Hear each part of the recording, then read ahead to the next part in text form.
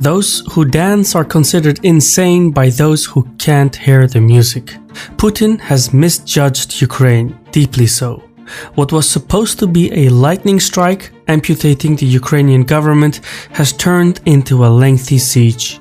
Russian tactical planning is lacking in morale, logistics, and communications. Ukrainians are fighting back. They don't want to be part of the Russian backyard. Meanwhile, America and Europe are imposing severe costs on Moscow, so much so that Russia has surpassed Iran as the most sanctioned nation with a record-breaking 5,532 sanctions in total.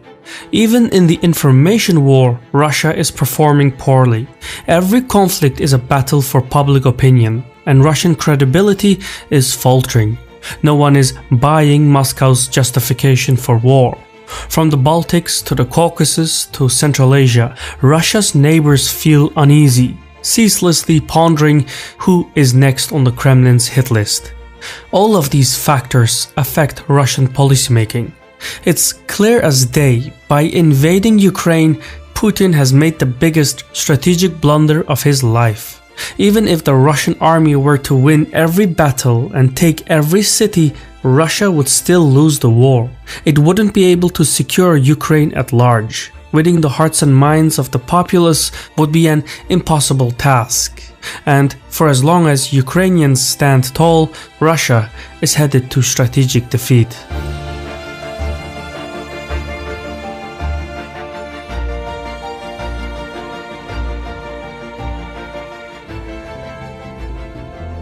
Today's video is sponsored by Ground News.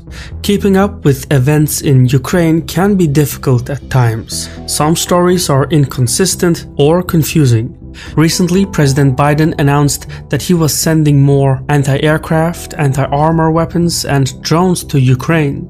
The package is worth about $800 million, and it includes Switchblade 300 loitering missiles. That's a big deal. These drones can harm Russian logistics further still. But what's interesting is how this news was covered. Using Ground News' bias distribution tool, I can see that 78 news outlets reported on this story. But while left-leaning outlets made up 44%, only 14% of the news outlets were right-leaning. That's a staggering difference. And clearly, it's a story that is a blind spot for people on the right.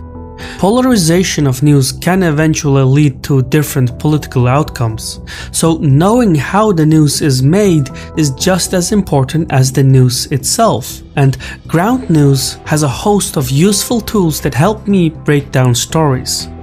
If you're looking for a better way to stay informed about current events around the world, check out Ground News by visiting ground.news/Caspian to download the free app. Vanity is a mortgage that is deducted from the value of a person. In his 2 decades of power, Putin has crafted for himself an image of a strongman, someone who calculates his every move. Be that as it may, Putin may not be able to win the war in Ukraine on favorable terms.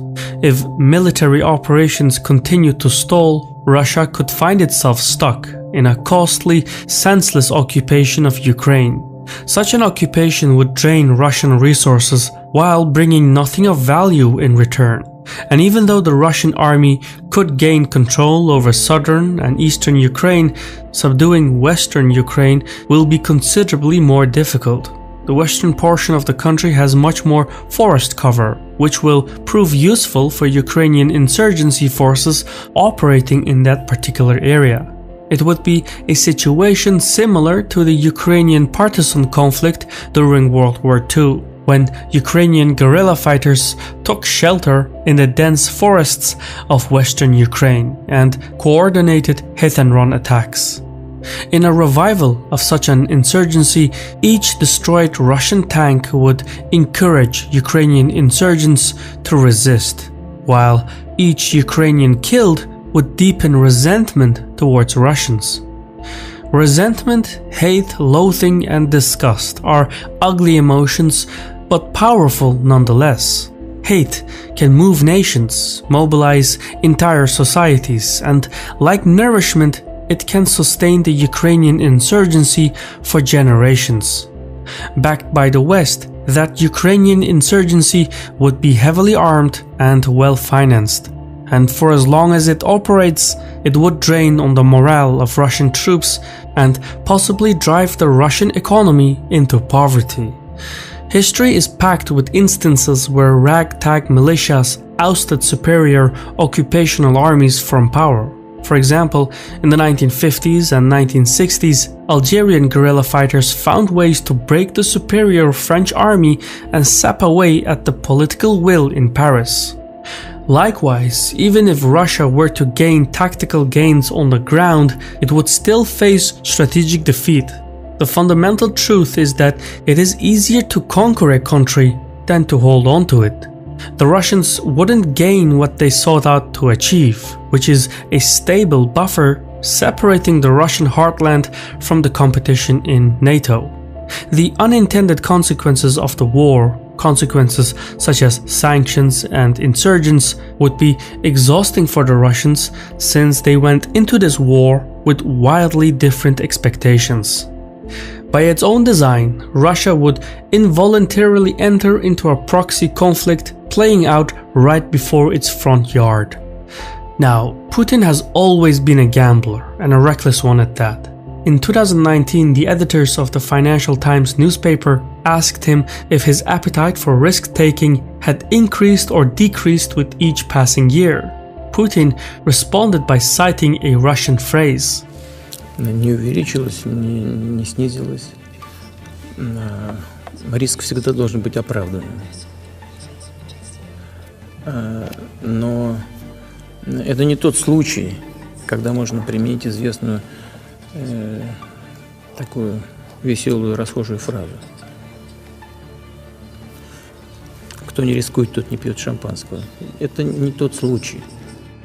Putin took considerable risks in Georgia, Syria, Crimea, and Donbass, forcing Western policymakers to accommodate, cooperate, and negotiate with him. And while those risks paid off, his Ukraine gamble is already showing signs of blowback. One of the most perplexing shortcomings is that there seems to be no political plan for the day after. What happens after taking Kiev is unknown. The Kremlin could muster a secret police to subdue the Ukrainian population. It could also stage an election and put in power a pro-Russian government body in Kiev. Call it Vichy Ukraine, but the authority of that body would be questioned by foreigners and Ukrainians alike. Much like the American lack of political planning in Iraq and Afghanistan, Russia would enroll in an unwinnable occupation. Instead of a stable buffer space that the Russians wanted, Ukraine would turn into a highly volatile conflict zone that could also spill over into Russian territory. The ultimate result would be the opposite of what the Russians set out to achieve. What's more, a quagmire in Ukraine wouldn't be something the Russians could walk away from, since it wouldn't be some faraway overseas operation, but a large neighboring state. The Ukrainian public would likely reject Russian occupation as much as they would reject puppet rule in Kiev, and no amount of repression would change the hearts and minds of Ukrainians. Going by this, Russia has already failed in its chief objective. It wouldn't be able to hold on to Ukraine in the long term. Now, admittedly, the new puppet government in Kiev, with the aid of Moscow, would have more success in eastern and southern Ukraine. But Putin wouldn't be able to turn Ukraine into a submissive state like Belarus. The Russian occupation and subjugation of Ukraine could never work in practice owing to Ukraine's territorial size and the population's recent memory. So while in the past Putin rejected Ukrainian nationhood, calling it an artificial state, a creation of Lenin, he cannot undo Ukrainian identity. That genie is out of the bottle. As much as the Russian leadership wants, they will not be able to assimilate Ukrainians into the Russian identity. No amount of repression can change that. In fact, by kicking the hornet's nest, The Russian occupation is actually strengthening the Ukrainian perception of nationhood, bringing it much needed unity. The sense of shared communal experience is strong, always has been. Nations, after all, are born on the battlefield and forged by stories. With each passing day, new stories are added to the Ukrainian chronicles. Think of the president who refused to flee the capital, the soldiers from Snake Island, the ghost of Kiev, or the woman who told Russian soldiers to put seeds in their pockets so sunflowers will grow when they die. Some of these tales are not entirely accurate, but that matters little. These are the stories that nations are built from, and it's a force that is nearly impossible to combat. Meanwhile, on a global level, the sanctions imposed on Russia would split the country from the globalized economy. Capital flight will become a daily reality, foreign investment will dwindle, technology transfers will cease, and innovative firms will look to leave the country. Even hydrocarbon markets could close businesses in Russia, which would make it nearly impossible to reform and modernize the Russian economy. China could become an invaluable ally for the Russians, but China cannot carry the weight of the entire Russian economy. That is just not going to happen. So even if somehow Moscow manages to subdue Kiev, Russia itself could fall into ruin in the process. A key variable in the fallout will be the Russian public and its perception of political leadership. In the past, assertive military policies proved popular at the polls. The Syrian intervention and the Crimean annexation performed well for Putin's approval ratings. However, Ukraine is close to home. It holds an entirely different meaning for Russians.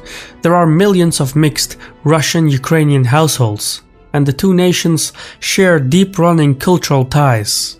Eventually, information about the war in Ukraine will spill over into Russia proper. And as much as the Russian propaganda machine will try to conceal, twist, or disprove things, the Kremlin's rationale for war will steadily become weaker over time.